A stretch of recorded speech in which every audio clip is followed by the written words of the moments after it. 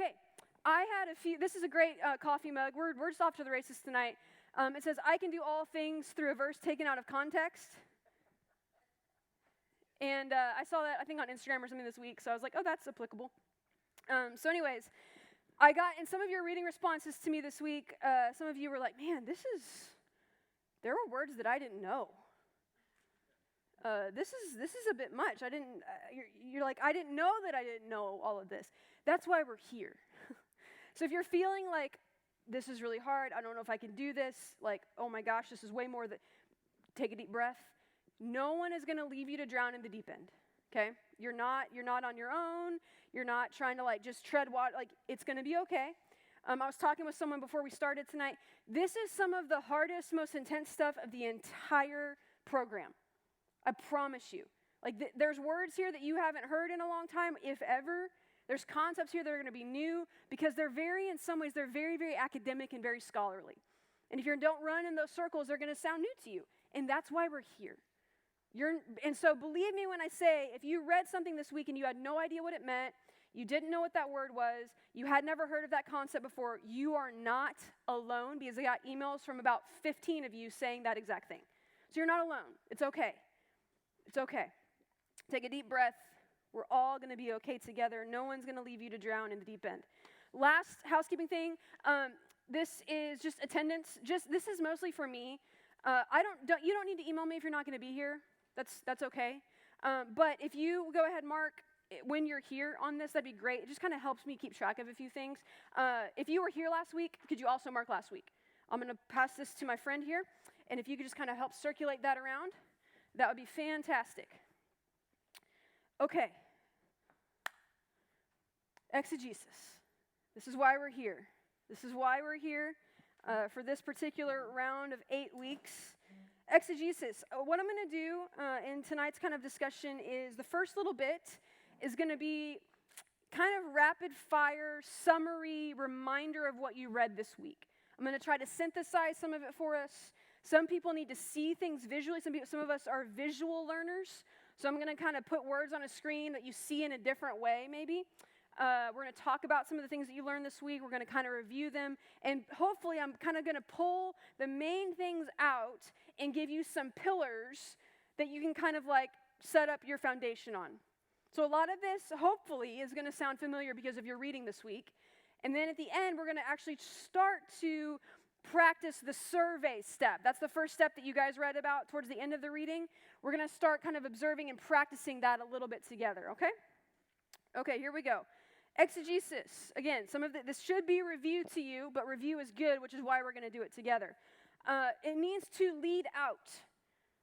So we're leading out, we're pulling out a meaning of something, okay? It means to lead out. Again, this should be review. The next few slides are literally direct quotes and things I pulled from Elements of Biblical Exegesis, your textbook, okay? It is the careful, and again, let me emphasize the word. There's a few words I really want to emphasize here. Careful is a very important word here. It is the careful, historical, literary, and theological analysis and explanation of a text. Again, key words there being careful. Careful. Which I think some of us are beginning to get some of the gravity of that as we read this week, that takes a great deal of time. It takes a great deal of care. It takes a great deal of kind of just being willing to jump off the diving board into the deep end and learn things we didn't know and maybe even have our minds changed. We'll talk about that more in just a second. Exegesis is an investigation. It is an investigation. I shared with you last week, one of my passions is true crime. I will watch all the documentaries. I will listen to all the podcasts. I would love to deeply discuss all of those things with you ad nauseum at a party to where you don't want to ever see me again. So, exegesis is an investigation. We are investigating a text. We are investigating something so that we can lead out or pull out of it a meaning that we did not previously understand. Again, this should be kind of just review. We're kind of setting the tone. We're getting some foundations here. Some of you asked, or in your comments, you said, I'm not understanding necessarily the difference between exegesis and hermeneutics. If you've heard the word hermeneutics before. Hermeneutics is another Greek word. It means to translate or to interpret. So they kind of go hand in hand. Although hermeneutics can also be applied, it can also be applied to things like, it includes written, verbal, and nonverbal forms of communication. Exegesis is really just written forms of communication. Exegesis is dealing with a text. Hermeneutics can deal with just about anything. It's the study of interpretation. Whereas exegesis, we're actually like leading out a meaning. Hermeneutics is kind of studying how to do that, if that makes sense. It's a fine line. A lot of times they'll go hand in hand. When you go to seminary, sometimes you take a class called biblical exegesis. Sometimes you take a class called hermeneutics. They generally mean the same thing. But that's kind of just for your information. Our book that we're using for this class uses the word exegesis. And I think that's a little bit of a better word. Okay, so what are some of the goals of exegesis? What's the reason we are here? Why are we doing what we are doing? And here, this might come as a shock to some of us, but you are wrong about some of the theological and biblical things that you hold so dear. We're just wrong about some things. We don't realize we're wrong about some of those things, but if I have everything figured out, then why am I here? Why do I keep studying? Why do I keep reading? Why do I keep learning? If I really believe that I have all the theological answers, that all of my theology is correct 100%, and that I understand the Bible in the correct and only way it is to be understood, then we don't need to be here.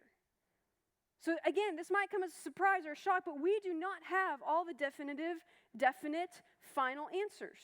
So the question is, there's a few questions within that. One, are you and I willing to be wrong?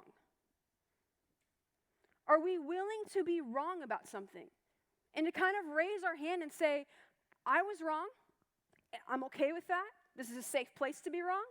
I'm changing my mind on that because I now have learned more information. Or do we feel the need to white knuckle things so hard because we're afraid that if we're proven wrong about one thing, then the whole enterprise is going to unravel? Because that's generally why people don't like to be wrong about the Bible or about theological interpretations. They fear what that means. But here's the good news. It's okay to be wrong. You're human. I'm human. It's okay to change our mind about things as we grow and as we learn and as we are exposed to more and explore more things. One of the things that I've changed my mind on, theologically speaking and biblically speaking, is women in ministry.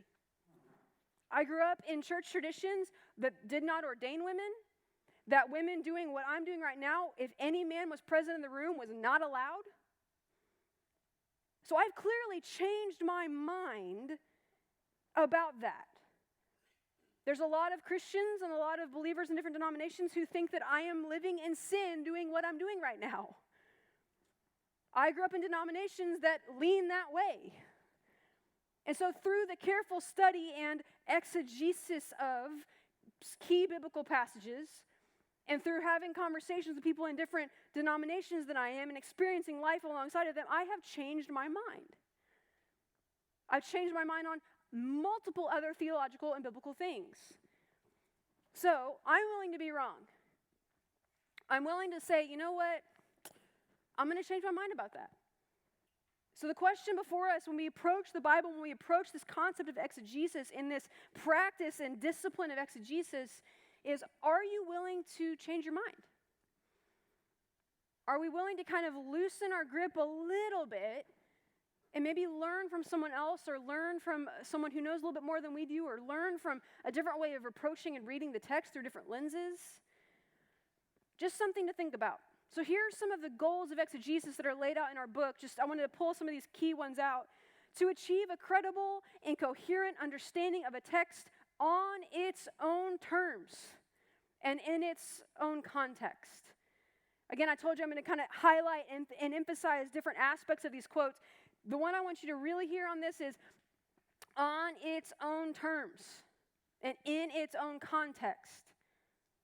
The Bible does not exist so that only we as 21st century readers in the year of our Lord 2022 can have all the theological answers we want. It's not the purpose of the Bible. If that was the purpose of the Bible, then every person preceding us, it was wasted on them to read it. If it's only for us, In your specific situation here and now, if it's only for that, then everyone who's reading it outside of your specific situation shouldn't even bother. The Bible must first and foremost be encountered on its own terms and in its own context. Okay, some more things. We can read a text responsibly or appropriately only if we attempt to understand the unique setting, which is the historical context, in which it was produced and in which it was situated, which is the literary context. And for many readers, also the canonical context, which is how does it fit into my tradition as a Christian? And how does it fit into the Bible as a whole? These are the ways to read a text responsibly. We got to get a grasp on some historical context, on some literary context, on a little bit of maybe even like church history context. How has the church at large handled this passage for centuries? That's a good question to ask. Very helpful for exegesis. Okay, last one here. And I think this is key, and this is something that we often forget when we approach this type of topic, because the initial pass at this topic at exegesis and at this book is that it's a very academic thing. It's a very cerebral thing. And it is. It is those things. But as this quote points out, it's not only that. True exegesis is accomplished only when individuals and communities, this is not just an individualistic enterprise, individuals and communities engage in the embodiment and actualization of the text. The reading person or the reading community is to become a living exegesis of the text. Thank you, Chris. We just became Baptist for 0.2 seconds. Did you see what just happened? If my exegesis, if my study of the scriptures only ever produces head knowledge, it doesn't do a whole lot. It doesn't do a whole lot. It must become actualized in my life. It must become embodied. Remember how last week we were reading at the very end, we read from 2 Timothy 3, where it says all scripture is God-breathed and is useful for teaching, rebuking, correcting, and training in righteousness. Why? So that the person of God may be what? Fully equipped for every good work. That is the end goal, is to be more equipped to do more good works in the world. Not because, why? Because we need to earn salvation. No. But because that's what the kind of people that good exegesis produces. When we encounter the living God in the scriptures, this is the kind of people it produces. So, again, the other thing about this quote that I love is it points out it needs to also happen in community. Should you read your Bible by yourself? Yes. But should you also read the Bible alongside other people? Yes. Yes.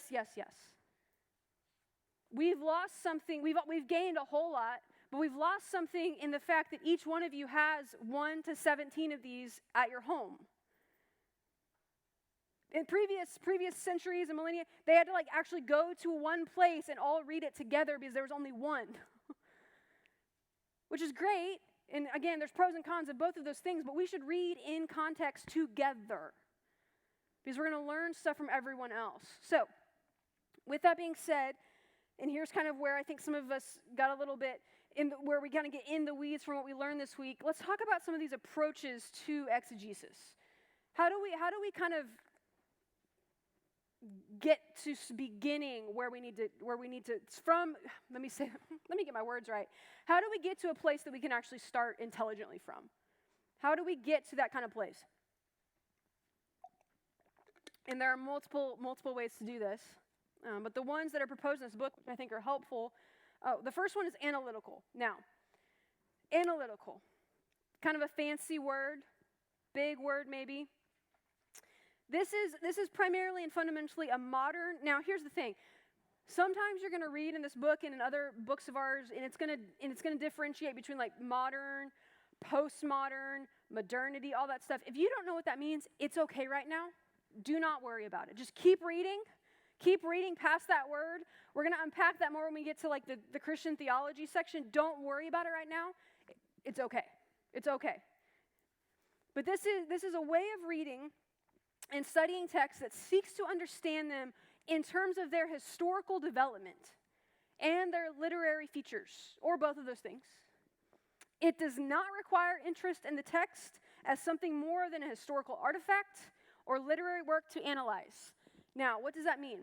This means, friends, that there are brilliant, fantastic Bible scholars who are not Christians. That's what this means. This means that at some of the best universities in the world are some of the brightest minds studying the scriptures who write books that you should read because they're incredibly helpful as you study the Bible. But those people aren't Christians. They're interested in the Bible purely as a literary or historical text and artifact. So that's one way of approaching it. You approach it as this historical kind of literary document. And let me say this, we should all approach it this way sometimes. To approach the text analytically as just what it is, which is a text made up of multiple books, written across a period of time to different people, to approach it historically in its historical context is important. We need to be doing that.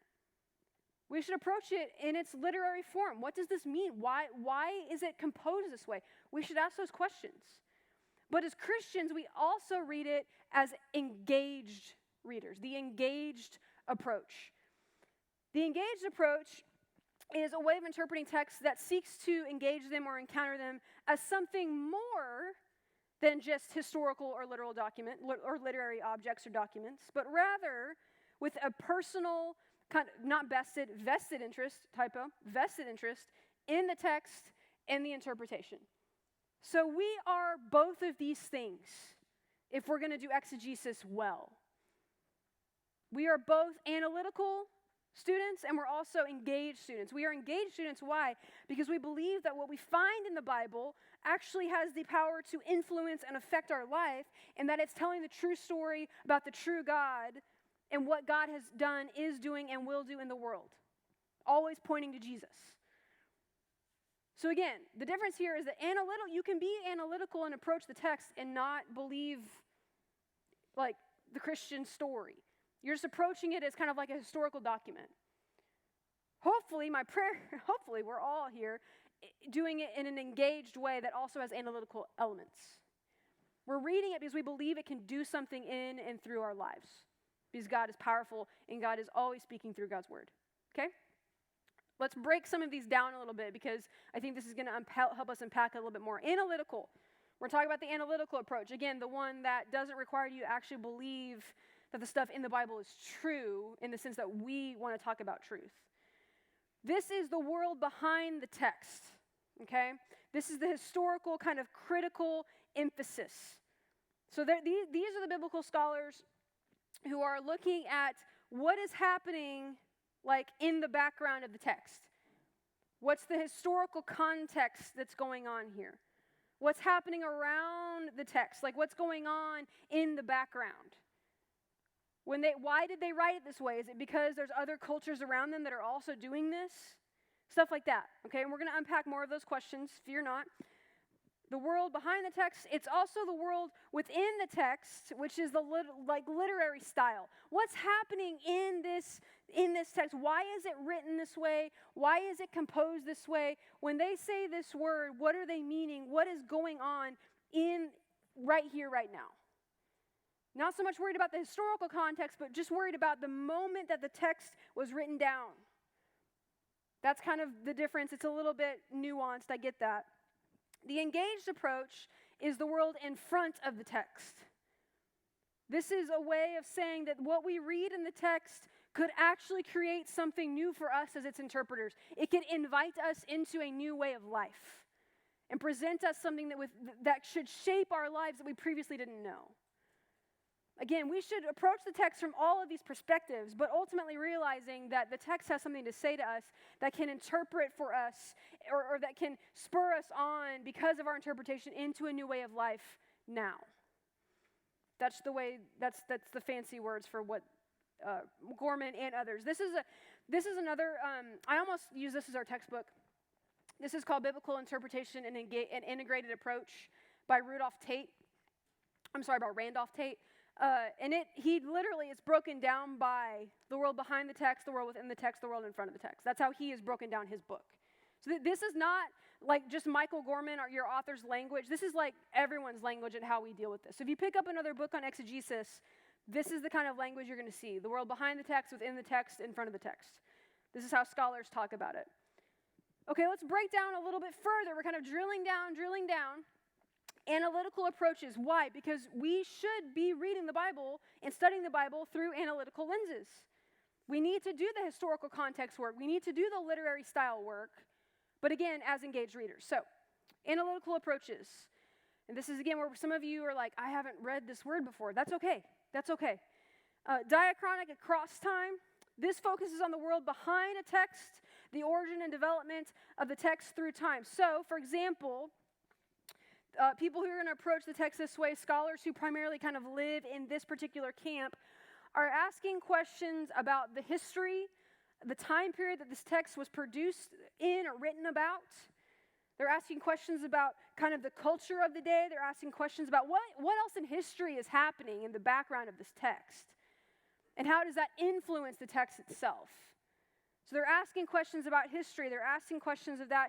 The historical critical method is another way of saying this. And again, I think Laurien mentions this in the book, in what you just read. Maybe it's in next week's reading. I can't remember. Critical doesn't mean like it's bad. It just means it's like done with detail. Like it's a focus like endeavor. It doesn't mean like, oh, I'm like making like bad critical notes of it. No. It's got emphasis. It's important, like detailed. That's what, when we use the word critical in biblical scholarship, that's generally what we're meaning. Okay, so take a look, pull out your textbook. Let's look at this together. Page 10.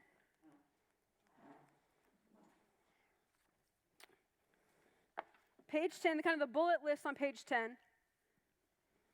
These are some, not all, of these types of diachronic, analytical approaches to the Bible. These are the types of studies that some people who don't profess Jesus as Lord, but who still love to study the Bible as a historical literary document, this is sometimes where they camp out. Let's take a look at some of these. Textual criticism, this is a big one. You're trying to get like original wording of the text. You're trying to actually figure out, is this accurate? Like, why do we have 3 different versions of this on different scrolls, and which one is actually the right one? And why does that matter? So these are people who are really, really good with original languages. These are some of your people who really know their Greek and Hebrew better than anyone else on the planet. And they're doing this work trying to get us back to original meaning, not necessarily because they believe it, but because they're interested in it for its historical literary purposes. We should care about this because we want to know what we're reading, right? We as Christians want to know what we're reading and why we're reading it and what different things are out there. For example, if you're reading your Bible, and depending on your translation and your version and all that stuff, there's 2 different accounts. There's 2 different versions of the Lord's Prayer in 2 different Gospels. And if you're reading and you notice, like in my Bible here, the part at the end, it's our Father art in heaven, hallowed be the name, may will be done, and he gets to the end, give us today our daily bread, deliver us ourselves, for thine is the kingdom and the power and the glory. That part that starts with, for thine is not in most of your texts. It's not there. It's in a footnote at the bottom that says, some manuscripts have this in it, some do not. But we say it a whole lot, and we're like, it's definitive, it's in there. Most of your texts, it's a footnote. It's a footnote. So this is the kind of work that these types of scholars are doing. They're saying which scrolls, which papyrus documents do we have, and why does it matter? Similarly, the historical linguistics people are working with words, idioms. How is language fluid? Language is very fluid, which is why, and this is going to be a whole other discussion, I'm sure, because some of you might have questions about this. This is one of the reasons that I really discourage word studies. Because especially if you're using it in like a language removed from the original, it's just not helpful. It's just not, because language is fluid. Even within an individual book of the Bible, language is fluid. If I were to tell you all, write down the definition of the word cool, I would get a whole lot of different. Some of you would be like, well, it means that something is not hot, but it's not very cold. Some of you would be like, it means that it's like hip and interesting. Language is fluid. Language changes. This is why we're constantly adding new words to the dictionary. Then you get form criticism, tradition criticism, source criticism, redaction criticism, historical criticism. All of these are different approaches, and all of these are things that you need to be aware of. Now, you don't have to be an expert in all of these, praise God. Just being aware that they exist, and then what's going to happen is as you become a little bit more familiar, as you kind of realize what these are, you'll start reading commentaries when you're studying the Bible and going, oh, that's why they mention that. That's why the author of this commentary is telling me that this other author has brought up the fact that this particular verse is different in a different scroll. That's why they're telling me this. It's not just so I can be like, oh, that's nice, interesting, but because it actually might affect my interpretation, my exegesis, the meaning I am drawing out of the text. So this right now, again, there's no tests here. You're not going to have to give me definitions of these at all. No one's going to ask you on the spot, can you explain in 3 sentences or so what redaction criticism is? No one's going to do that to you. But I would encourage you, go back and kind of review this bullet point list and be like, okay, these are different approaches to things that I need to be aware of that are happening in biblical scholarship. And so if I want to know more about something, I might need to actually go look at more things on the tradition of the time period I'm studying in the Bible. That's tradition criticism. What happened over time? How did Israel kind of form as a community over time? How did they understand themselves as a community over time? That's tradition criticism. And so let's, just be aware that these things are out there. Be aware. I'm just kind of let's pull back some of the blinders and see what's going on here. Okay? Then there's the synchronic. We just did the diachronic approach. Now the synchronic is within or the same time. Now what do you mean by that, Laurien? It examines the final form of the text as it stands in the Bible as we have it. And it focuses on the words, images, references to history, and culture within the text we have.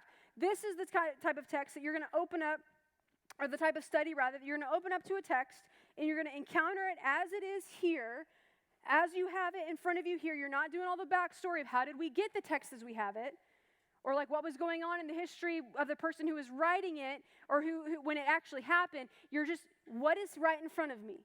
What is right in front of me?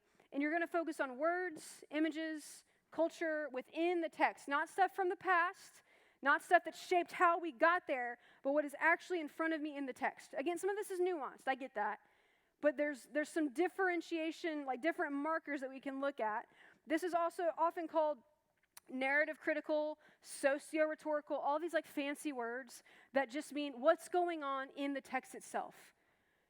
When we're reading in the Gospels and we're reading about Jesus being in Judea or Samaria or Capernaum or something, what's actually happening right there in that moment, in that time period?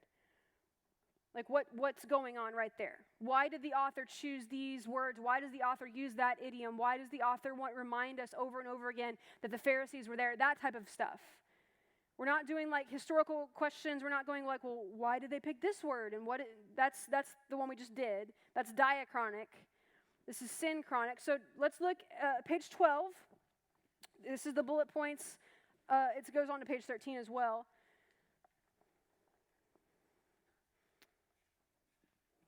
Just some examples of what this type of approach is. Grammatical, lexical stuff, that's more Greek and Hebrew, actually nailing down vocabulary, grammatical forms, all that type of stuff. If you, some of you I know your Greek and Hebrew. If you don't know your Greek and Hebrew, just skip right over that one for now. It's not helpful to you, and that's totally fine. Then you get discourse analysis, all these what are the parts of this text? How do they relate to each other? What type of dialogue is happening within this text? How do the characters relate to each other? Those types of questions. What's happening in the text right in front of me? Right in front of me. Now, that doesn't mean that we don't do actual context. That just means that the type of work that we're doing is different. We're doing stuff like genre and form analysis. Why did the author insert a poem here? And why does that matter? Why is the author using this type of storytelling method or outline? If you read the Old Testament, especially, the biblical authors of the Old Testament were brilliant storytellers. The stories that they tell are in order, and what I mean by that is there's like a pattern to them that you can actually follow. They begin the same way they end sometimes. Why are they using that literary form? What do they want to be at the middle of that story, which if you're reading Hebrew, oftentimes what's at the middle, kind of when you get to the pinnacle of the story, that's the most important thing they want you to take away from it. What is that? How does knowing literary form and studying that help me get there? Again, you don't have to memorize this list. Please don't try to. No one needs to be stressed. We're all going to take a deep breath. It's fine. Just know that there are a multitude of different approaches to what we're trying to do. And so you can kind of pick your flavor for a while and just kind of figure out, I want to study this aspect. I want to kind of go on this rabbit trail. That's great. That's great. No one's asking you to memorize any of this. So please don't feel overwhelmed. Everything's going to be okay. Okay, the engaged approach. This is where most of us feel at home. Those past two were like, not for me. I'm not doing a PhD, and there's a reason why. No. We need to pay attention to those two that we just looked at, the analytical approaches. We need to pay attention to those. We can't be good expositors, good exegetes of the scriptures if we don't do those, if we don't look at the context of the historical kind of environment, if we don't look at language, if we don't look at all that stuff. But most of us, if you've grown up in the church, if you've been a Christian for a while, this is where we've camped out. This is where we feel a lot more at home. We feel like, you get home and you put your sweatpants on, and you're like, this feels better. This feels a lot better. Okay. The world in front of a text, again, the world the text can create for its readers and interpreters as we experience the invitation to participate in new creation. That's kind of what we're invited into with this engaged approach. This is a participatory approach. You are not just a bystander or observer. You are an engaged participant in the text. Again, remember, we're invited into embodied experiences. And what I mean by that is when we read the text, it should impact us. And then more than likely change something about how we live in the world. We are engaged with the text. This is an engaged approach. The text is not an end of itself. We're not just studying it as a historical document. We're studying it as something that we believe can shape and form our lives and reveal true things about the true God to us. Take a glance, a gander, whatever, something that I couldn't speak. On page 17 through 22, there's a long list of these. Some of them I'm sure were actually probably new to some of you, which is good. Some of you had never considered that one of the ways we can approach reading is through an Asian lens, or through an African American lens, or through an LGBTQ lens. Okay? Some of you, that's just never crossed your mind, and that's okay. But there are multiple approaches to reading the Bible in this vein that we need to be aware of and pay attention to. And I would even propose to you, read books by people who are doing this, because it's fascinating and it is immensely helpful. Okay, so the first one is this ideological criticism or advocacy hermeneutics. This is kind of like your feminist reading, your liberationist reading, your ecological. Did you know that there's such a thing as ecological hermeneutics? You probably did not. There are classes in seminary you can take on ecological hermeneutics. How do we read the Bible in such a way and understand the story of God in such a way that it produces in us a care and love for creation, as is evidenced in Genesis 1 through 3? And how does that story get pulled out in the rest of the Bible, and why should we care about it? Did you know that there are LGBTQ people who are faithful Christians who are attempting to live celibate lives because they believe that that's the best way to do, that are writing excellent theology that you should read? That you should read. Because they are engaging with the scriptures in ways that you cannot. And they're experiencing the goodness and the faithfulness of God in ways that you cannot. If you are mainline kind of fitting into a certain vein in a certain lane of life. We should learn from people who are doing things in different ways. Post-colonial criticism, eye-opening. To read the Bible alongside people who are different than you. That's kind of the point. Read the Bible alongside people who are different than you. It will open your eyes, and again, asking ourselves the question, am I willing to have my mind changed? Am I willing to be wrong about something? And that be okay. Okay, keep going. There are also contextual exegesis, which is intercultural hermeneutics, so all that type of stuff where we're learning and we're again, reading the Bible alongside people who are different than us. Reading the Bible alongside people who are different than us. And then you get the theological exegesis, which is where most of us have camped out probably our whole lives. This is where most of us have camped out our whole lives. We're looking at interpreting the Bible purely as a theological text. Not necessarily as just a historical document, not as a literary document solely, but as a theological text that points us to God and tells us something about God. This is where, again, most of us have probably camped out our whole lives without ever really dipping our toe into any other areas. So we're just gonna expand our minds a little bit past that. We should read the Bible as a theological document. Absolutely. It is. It tells us about God. And if you're a Christian, you believe that it tells you true things about the true God in a way that no other text does. But it's also a literary document. It's also a historical document. And there's also countless approaches to the Bible. One of the best books that I read in seminary is a book on liberation theology and how reading the Bible through that lens in Central and South American communities is really formative to them. And how they experience the goodness and faithfulness of God in their communities that have been ravaged by war, that have been ravaged by just colonialism, and they're kind of moving into post-colonialism. How does this impact them as they read the Bible? And how do they see God as a liberating, healing, saving God, the God of the Exodus? And how does that impact them? Fascinating book. For Christmas, my mom got a book. She wanted a book. It was called something like Spiritual Formation in African American Communities. Did you realize that white people don't have the market cornered on spiritual formation? Protestants do not have the monopoly on spiritual formation. Catholics do not have the market cornered on spiritual. There is spiritual formation happening in communities everywhere that is very different and looks very different and has very different vibes than what you have probably been exposed to your whole life. That's not a bad thing. That's not a good thing necessarily. We need to be exposed more and more, but just kind of be aware that theology and spiritual formation and exegesis is happening and has been happening in communities different than yours for millennia. So when we say, this is what the text means, we should do that very carefully. Very carefully. Because I guarantee you there's someone that you probably know who would look at you and say, I don't think that's what it means. I don't think that's what it means.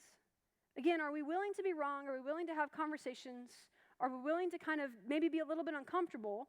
And maybe at the end of that conversation, still hold our view. That happens to me often. I constantly am engaging with people. I have friends who don't believe good friends. A friend that's in this room who I know I disagree with on theological things. And we're still friends.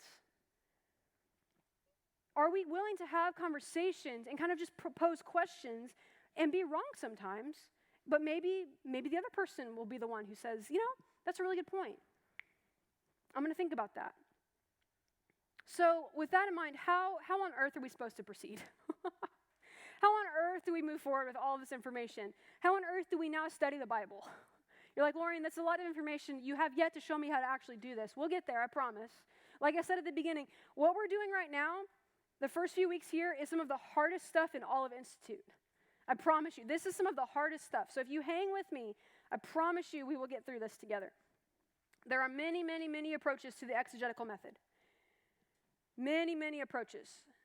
One of them, that's simplified, and if you've paid attention to the stuff that Clay produces and writes, the studies that he does, if you've done Word and Worship, which is one of our Bible studies here, you will notice that this is what we do a lot of time. This is a really simplified way of doing exegesis, and that is this 3-step process: observation, interpretation, and application. Observation, interpretation, and application. You can be as simple or as intense with those 3 steps as you want to be. So, for example, if we're going to follow this method of doing exegesis, you're going to approach a text and you're going to observe the text. And we're going to talk more about that here when we get to talking about survey. You're going to survey the text. That's the word that Gorman uses in the book. You're going to ask the text questions. You're going to kind of mark down like, oh, I don't understand what that is. I don't know what that is. I have questions about this. here's some of my initial thoughts about it. And then you move into interpretation, which is where we do kind of we do the historical analysis, we do kind of our cross-referencing, we get kind of information from commentaries, we kind of learn to interpret, and we do exegesis, we draw out meaning from those sources and from reading the text again and again. And so we interpret, what does the text actually mean? What's the context? And then always, as we talked about at the beginning, faithful exegesis will always end in application. How does this apply to my life today? That's a very 3-step simplified version of what we're trying to do. Now, Gorman does it in a few more steps. This is literally taken from your book. You don't feel the need to write this down. It's in your book. So his kind of steps are survey, which is observation.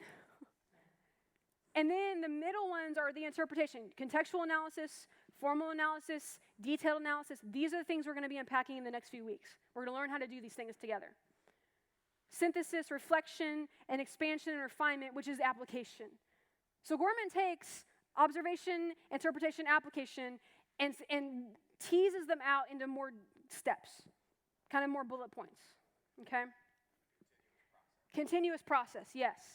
Yes, and even these steps that Gorman lays out don't always happen in this order. Sometimes you're going to do your formal analysis or your detailed analysis before you do your formal analysis, and sometimes your contextual analysis will grow and grow and grow as you learn more about these other aspects, and so you have to kind of circle back to it and learn more about that. It's kind of a circle, and it just kind of folds in on itself all the time. But it's a process, and they go on and on and on. Here's something to kind of hold on to. Again, I know it's like drinking out of a fire hose tonight. I know. Hang in there. This is taken from Gorman. Thus, one important aspect of the exegetical process is the confirmation and correction. Again, are we willing to be wrong? Are we willing to go places that we haven't gone before? The confirmation and correction of your own discoveries and insights, the refinement and expansion of your ideas and perspectives through conversation and research. Are we willing to be wrong? Are we willing to change our minds? Are we willing to do something new? Are we willing to read books by people that we think we may disagree with? Are we willing to read commentaries by people who are not within our tradition? Those types of things. Are we willing to kind of boldly go where no one has gone before, or where a lot of people have actually gone before and come out alive and come out better for it? Okay, on that note, any questions, comments? I know that was a lot. We're gonna talk about survey here in just a second, and then we'll have a potty break. Chris. Good. What it showed me was the amount of bias that I bring. So when you say be open to being wrong, it's being open to my sin Yeah. and my brokenness. Yeah. Because I see things the way I see it, and I just may not see it because I'm blind to other ways of seeing it. That's what opened my eyes. Yeah. Was that this was without these guidelines and a model which that I can use, everything else I do is to my peril. Yeah. Because I could get it wrong. This was great. Good. I'm glad. Anyone else? Thoughts, comments?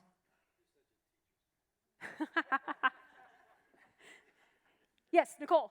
Yeah, because I agree with that on how we approach the Bible. Mm-hmm. I've always been taught, and I teach it to Sunday school kids, that this book is different than any other book. Mhm. It's alive and active. Yeah. And it's God's word, and it's how we follow Him. Mm-hmm. And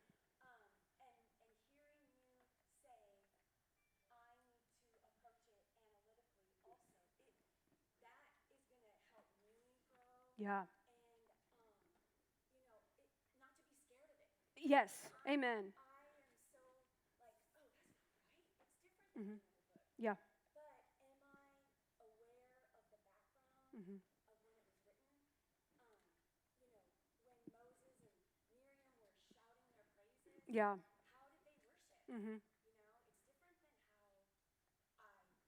Yeah. So, anyways, I love that part too. Good. Anything else? Kind of windows being open in our brains, maybe? kind of just experiencing some different things.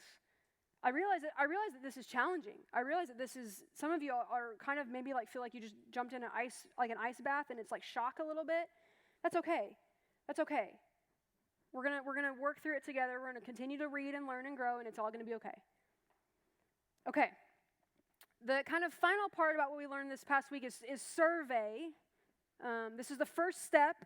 Some people call it survey. You can call it observation. But survey. This is kind of the second little chapter that you guys read, starting on page 69. How do we become better observers of the text? How do we become better observers of the text? Here's something. How many of you have been to a museum?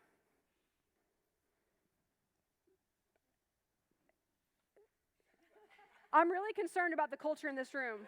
Thank you. Some of y'all are like, I don't need to raise my hand. I'm good. No, I need to know that you've been to a museum. It makes me feel better. How many of you have been to an art museum, specifically art? Okay, great. Maybe you've been to the Museum of Fine Arts Houston. If you haven't been recently, please go. It's a great museum. The art scene in Houston is fantastic. Maybe you've been to, I was in New York recently, got to go to the Met for a day. Maybe you've been in the Met. They have art galleries there. Maybe you've been to the Louvre. Maybe you've been to British Museum. Any of those places that have art galleries. Now, museums employ people called curators. Okay, this should not be new information, but maybe it is.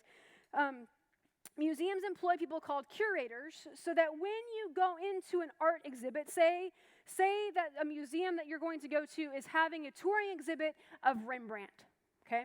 So a bunch of Rembrandt paintings.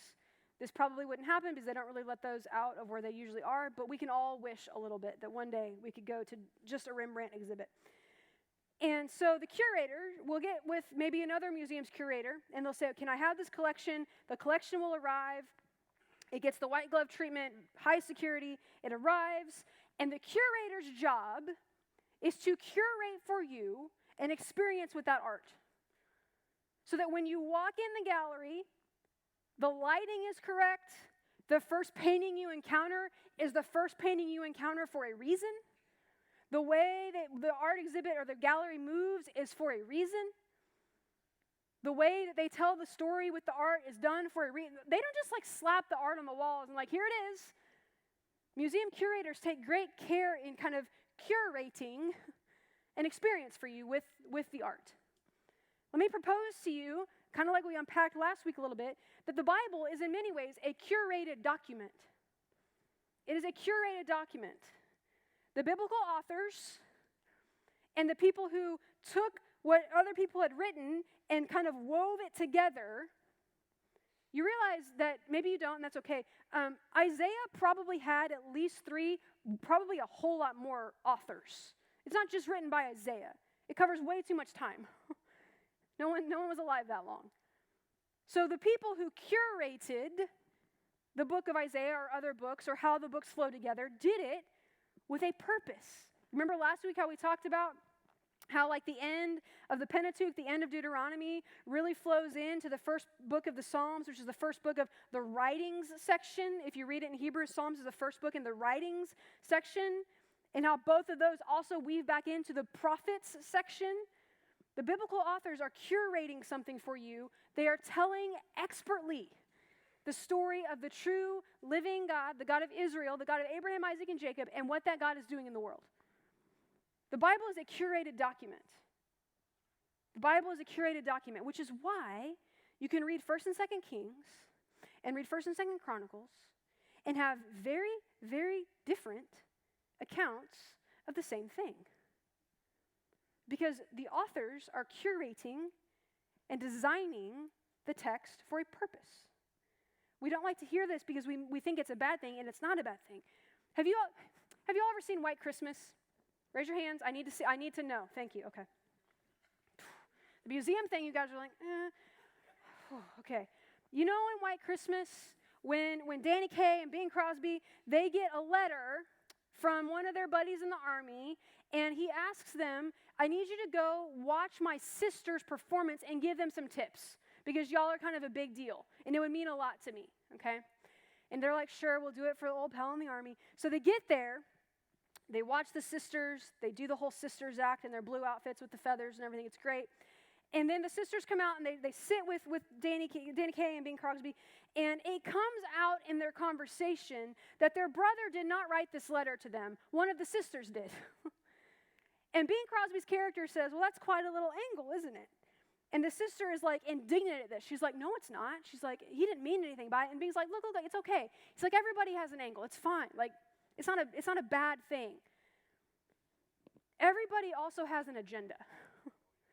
The biblical authors had agendas. They wrote for a purpose. This is not like a black secret that we don't want to talk about. No, this is not a bad thing. This is why the Gospel of Mark looks different than the Gospel of Luke. Why? Because Mark was writing for a different audience, a different purpose. Matthew is very Jewish in its writing. Why? Because Matthew is writing to a Jewish audience. He is curating a text, an experience for a specific people in a specific time. So the Bible is a curated document. This is not a bad thing. Remember, it is divinely inspired. It is both human and divine. We believe it's authoritative for our lives. We believe it is telling a true story about the true God. Okay?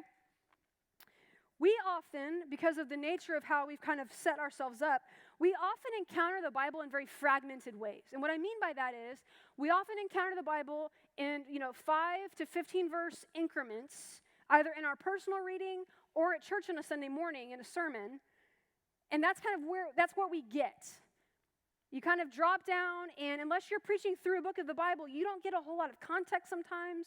You don't get a whole lot of what's happening around. You don't get to situate yourself and kind of get comfortable in the text. It's just like, let me read these 10 verses, and I'm going to tell you a message about them. Now, this is not a bad thing, but it's bad if that's the only way we ever encounter the text. Because what it does for us is it produces in us a tendency to read the Bible in very fragmented ways and to study it in very fragmented ways and to then treat it just as a reference book where I'm just going to drop down in and kind of get the tiny little piece of information I'm looking for and then I'm back out. Exegesis and survey, this first step, survey or observation, is begging us to not do that. It is begging us to sit down in the text and kind of get comfortable and realize a lot of what's happening around and not just drop down in and then move on to somewhere else. Okay? You have to, I have to, we have to learn the questions that the text wants to be asked. We have to learn the questions that the Bible wants to be asked. And survey reminds us that the first question, much like when you're on a first date, you don't do this, especially, most of you are married, I know that, but this is not what you do. You don't sit down for a first date and go, so how many kids do you want? You don't propose on a first date. Hopefully, maybe you did, maybe it's worked out for you and that, praise God. But you don't sit down and go, how many kids do you want? Tell me about your debt and your bank statement. You don't do that on a first date. Survey is inviting us, observation, this first step, is inviting us to have a first date with the text. It is inviting us to have simple questions, make observations about what we are encountering, and say, that was really interesting. Tell me more about that. Okay? You're not sitting down with the text and going, how many kids do you want to have? This is just kind of get your feet wet, get comfortable in your chair, experience the text this way. This is the first step. A great question to ask is what seems to be going on in this text? Basic question, simple question, but what seems to be going on in this text? Here are some sub-questions. These are in no particular order. This is kind of what came to my mind as I was doing this. Who are the characters? It's a great question to ask. What type of literature is it? A great question that you should ask. Is it narrative? Is it poetry? Is it prophecy? Is it apocalyptic? What type of literature am I dealing with? Because all of those things want and need to be read differently. You do not, much like on a date, you don't engage or talk to someone who is maybe more on the quiet side or more introverted. You're going to treat them a little different than you're going to treat someone who's super extroverted, okay? You're going to treat biblical poetry, especially Hebrew poetry, different than you treat apocalyptic literature. Okay? Where does it take place? It's another great question. These are just basic questions that we can ask the text. When does it take place? What is happening in the chapters around it? Again, we can't just like drop down into the text and be like, I only want to look at these 4 verses, bam. We can't really do that if we're going to be intelligent, good expositors of the Bible. You got to get your feet wet with all that's happening around it. Where in the Bible does it fall? Is it Old Testament, New Testament? Is it Pentateuch? Is it prophets? Is it a gospel? That type of stuff. This is an initial overview, observation of the contents of your chosen text in context. Always, always, always in context. Now, here's something that's going to be hard for some of us. This is not the time for commentaries. This is not the time to go to your commentary and begin looking at the verse-by-verse exposition of the text. This is a time for the introduction of your commentary. So let's say you're studying something in Luke. You should pick up a commentary on Luke and read the introduction to that commentary.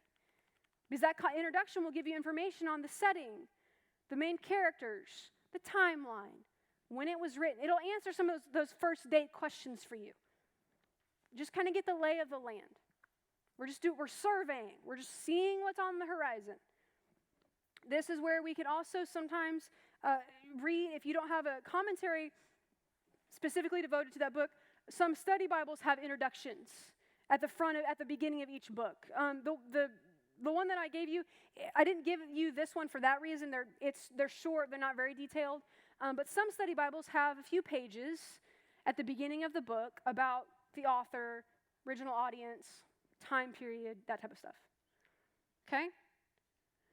We have to learn the questions the text wants to be asked.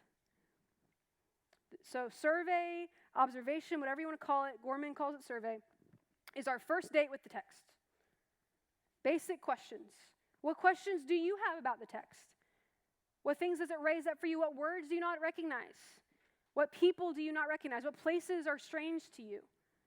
Write those questions down, because that is going to then become what you then investigate more deeply. So we have to kind of do this in order sometimes. Now the rest of it kind of get a little, you can kind of, whatever you want to do. But first of all, you have to get a basic lay of the land, and you have to figure out what it is you want to know, what it is you need to know. Okay?